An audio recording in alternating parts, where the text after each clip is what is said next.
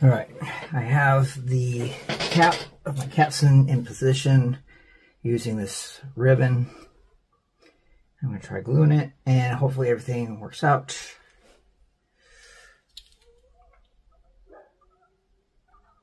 Gotta be careful because I don't want to get any glue on the sides here.